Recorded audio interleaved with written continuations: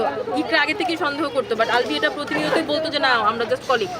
But recently Albi এটা স্বীকার করছে ইকরার কাছে যে আমি তোমার প্রতি আমার ফিলিংস নাই, আমার সাথে তিথির রিলেশন আছে অ্যান্ড আমি তোমার সাথে আছি শুধুমাত্র রিজিকের জন্য, ওদের বাচ্চার নাম রিজিক।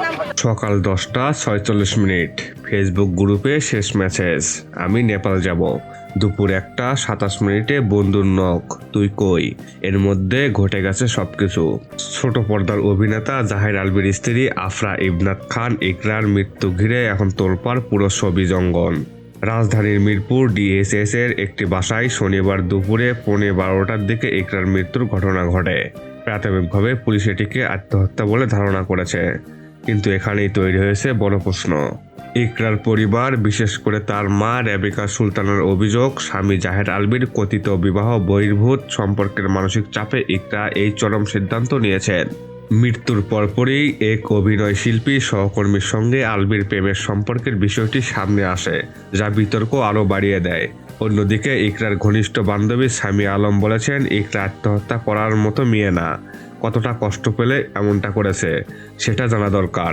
ও কখনো এগুলা করার কথা না, ও এরকমই না, ও বরং অনেক ডিপ্রেশনে থাকা মানুষকে ও নিজে কাউন্সিল করে করে করে করে নর্মাল লাইফে আনছে, এরকম অনেক আছে। সুইসাইড ও কোনোদিন করার কথা না। জানা গেছে ঘটনার সময় জাহের আলবি নেপালে শুটিংয়ে ছিলেন। আজ রোববার তার দেশে ফেরার কথা রয়েছে। ঘনিষ্ঠজনেরা জানিয়েছেন দেশে ফিরেই তিনি এ বিষয়ে কথা বলবেন। ইকরার মরদেহের ময়নাতদন্ত হবে ঢাকার শহীদ সোহরাওয়ার্দী হাসপাতালে। সবচেয়ে হৃদয় বিদারক বিষয়, 11 বছরের বন্ধুত্ব গ্রুপে ঘটনার দিন সকালেও স্বাভাবিক কথাবার্তা চলছিল। ইফতারের দাওয়াত ছিল সেদিন সন্ধ্যায়। আমরা আমাদের একটা গ্রুপ আছে যেখানে আমরা প্রতিনিয়ত কথা বলি, কানেক্টেড থাকি। ইকরা কান্নাকাটি করছে, আমরা ওরা বুঝাইছি। ইকরা রিসেন্টলি হচ্ছে আলবি শুটিংয়ে নেপালে গেছে, তিথিও গেছে, তিথিকে নিয়ে গেছে। কিন্তু সকাল 10:46 পর ইকরা আর কোনো মেসেজ দেননি। আর দুপুরে আসে মৃত্যুর খবর।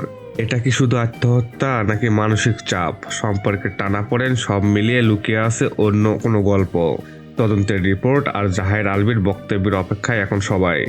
এই ঘটনার আসল সত্য কি, সময় বলবে।